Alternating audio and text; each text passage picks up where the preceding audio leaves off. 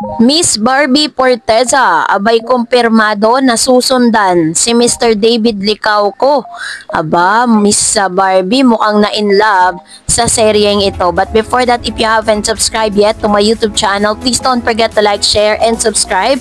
At i-hit mo na rin ang notification bell for more showbiz updates. Bago tayo of course magpatuloy sa ating updates for today's video, nais ko pong pasalamatan kayo for always watching and trusting this channel. Thank you so much sa inyo pong palagi ang panonood at palagi ang pagsubaybay sa mga updates po natin ha. Maraming salamat po sa araw-araw na pagsubaybay sa mga updates. This time, let's talk about this one dahil pinag-uusapan po online ang patungkol po sa naging statement dati ni Miss Gabby Garcia kung sino po yung kapuso star na gusto niyang pumasok sa bahay ni Kuya. Nauna na pong pumasok si Mr.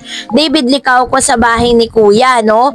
At pinag-uusapan din na maaaring itong si Miss Barbie Forteza ay isa rin sa mga papasok, ano, at sinasabing susundan si Mr. David. Di nga lang natin alam kung pag-alis ba ni David ay papasok si Barbie or nandun pa si David tapos susurpresahin ni Miss Barbie itong si David. Di ba masaya? Di ba? Pero alam niyo po ba na meron pong confession itong si Miss Barbie Forteza sa 24 oras sa kanyang interview.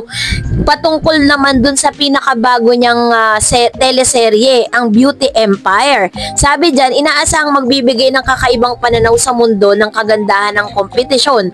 Sa pamumuno nila Barbie Forteza at Rupa Gutierrez, tampok sa sering ito mga kwento ng mga kababaihan na lumalaban para sa tagumpay, kapangyarihan at hustisya sa industriya ng kagandahan. Matapos ang 21 years, muling nagbabalik nga si Miss Rupa Gutierrez sa GMA Network sa pamamagitan ng Beauty Empire at ayon kay Rupa, ito ay isang full circle moment para sa kanya. Simula nang magsimula siya sa telebisyon sa murang edad na 14, ngayon sa edad na 50, masaya siyang muling makatrabaho ang GMA, ang mga bagong henerasyon na artista tulad ni na Barbie Forteza at Kaylin Alcantara. Sa isang panayam, inamin ni Barbie Forteza na siya ay na-starstruck kay Rupa Gutierrez. Ayon kay Barbie, lagi ako nasa starstruck sa kanya pag nakikita ko siya sa standby area kasi ang ganda niya lang, ang ganda-ganda niya lang at napaka-graceful niya. Pinapakita nito ang respeto at paghanga ni Barbie sa kanyang co-star.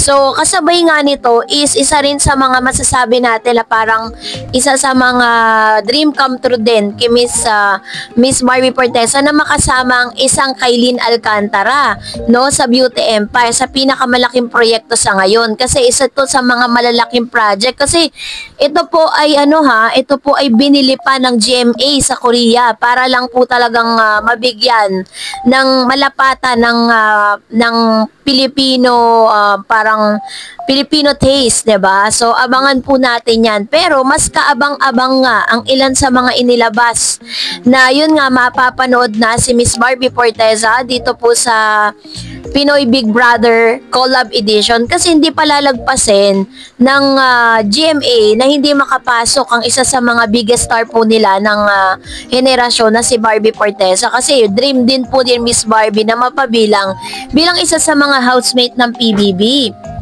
At alam natin kung gaano po ka-prominent ang reality show na yan, no? Na kumbaga parang sa ABS-CBN nagsimula na ngayon ay napapanood sa GMA. Nagna-number 1 po ngayon ang ito pong PBB Collab Edition dahil po sa collaboration ng ABS-CBN at ng GMA. So abangan po natin ang pagtatagpo ni Mr. David Licauco and Miss Barbie Forteza sa loob ng bahay ni Kuya. Pero sa ngayon ay happy ang ilan sa mga Barda fan dahil meron po silang mga endorsement na magkasama sila. Grabe po yung blessing, no, kapag magkasama ang Barda. Kaya abangan natin yan. And for that, narito naman ang ilan sa mga komento reaction po ninyo patungkol naman sa ating latest updates. So, magbabasa tayo ng mga komento ninyo ha, patungkol po dun sa pinakahuling updates po natin.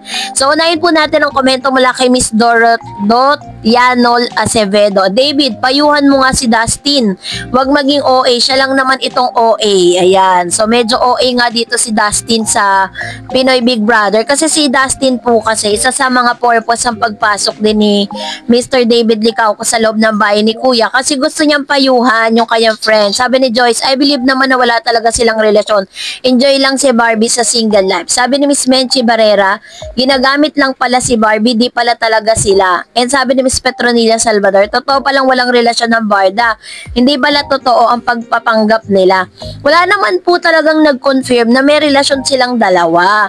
Ang pinapakita po nila ngayon is talagang, kumbaga parang pinapakita nila ngayon na talagang komportable. Ang pangit naman, nakaka-break lang ni Miss Barbie Fortesa.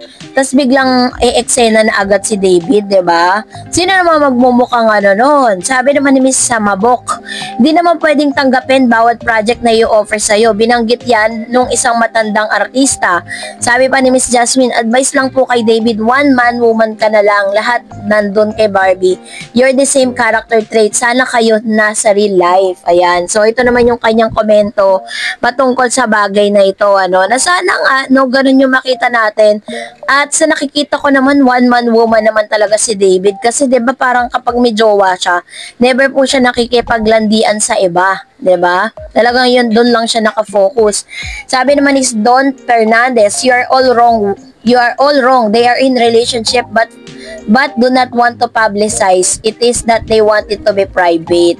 And sabi ni Don, David, payun mo si Dustin. Ayun, sabi ni Don, parang sa kanyang pananaw is magkarelasyon na si Barbie tsaka si David. Pero mas minamabuti nila na ipribado. Kasi nga naman, di ba, minsan sa showbiz, kapag pinapublicize mo yung relationship, may mga taong maninira eh. May mga taong gusto kang sirain. May mga taong gustong sirain yung relationship, naghahanap ng rason para masira kayo. So, possible din po yan, pero much better if sila mismo, sa bibig mismo nila manggaling ang pag-amin.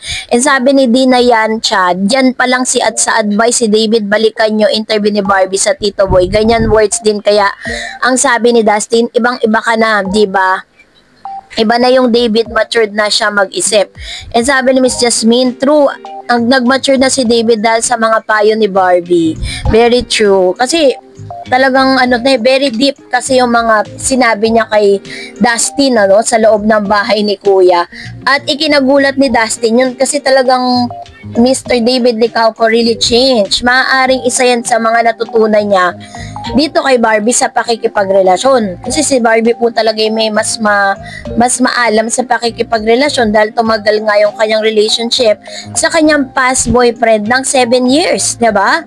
So yun po yung pinagbabasihan ng lahat. Pero what is good thing about this is kung papasok man siya sa bagong relasyon, at least alam niya na. Sabi ni Miss Elaine Santos, the moral support that David shared to Dustin, you was actually came from Barbie.